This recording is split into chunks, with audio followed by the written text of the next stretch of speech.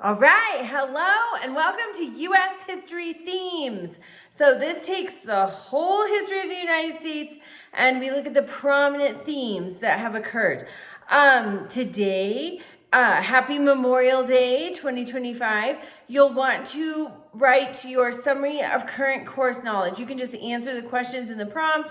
It's basically, what do you know? What do you not know? I had a terrible history experience in high school, and our teacher had taught my parents history, and my parents were not teen parents. My dad was 25 when I was born. My mom was 22, so he'd been there a while. And we were his last class that he taught, thankfully, because he ruined history for me. And then I got into college, and my second year of college, second year, I had a professor who really introduced me to history and a great love of history. And I hope that's what you find here. History repeats. History is alive today. It's impacting us today. We are creating the history of tomorrow. We're part of it. And so I hope you find that. I hope you enjoy your time here. Okay, so today, summary of current course knowledge. That can be simple. Your introduction is due on Wednesday. That's my favorite part because I have an opportunity to get to know you a little bit. And then also on Wednesday, so you have two things due on Wednesday. You have your response to your first discussion question. You're looking at hunting-based tribes versus agriculturally based tribes and who fared better when we experienced this onslaught of Europeans coming into the country. So make your arguments. Who fared better initially? Ultimately and tragically, they all fared terribly.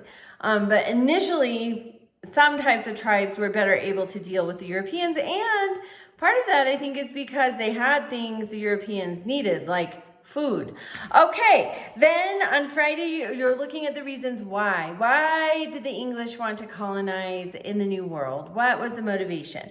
That's your second discussion question. For the discussions, there's not a minimum word count. Just make sure you fully answer the prompt. And same with your replies. Make sure they're substantive, constructive. Is there anything they left out? Is there an angle they didn't consider? Just be substantive, constructive, and always respectful. Some of the topics that we cover, they're heart-wrenching.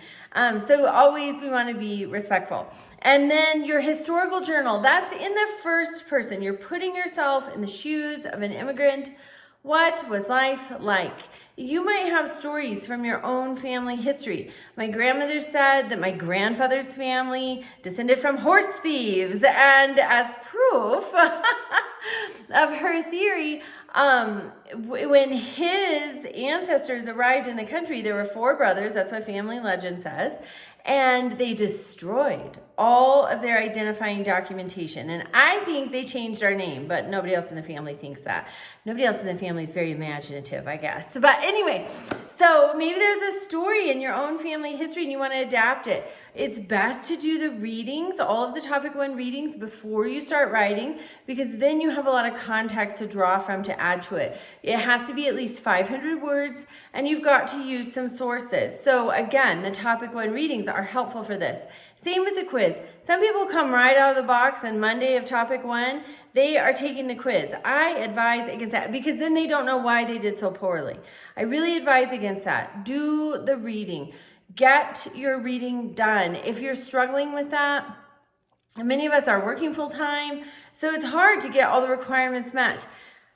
If you're struggling with that, I really recommend getting up 30 minutes early. Your phone is quiet, your house is quiet, your email is quiet, your mind is quiet, and you can really devote that time to reading, and it helps to retain the knowledge because you've minimized the distractions. That's just my helpful tip. If you have helpful tips, please share them with us. That's the biggest challenge to history classes, is getting all of the reading.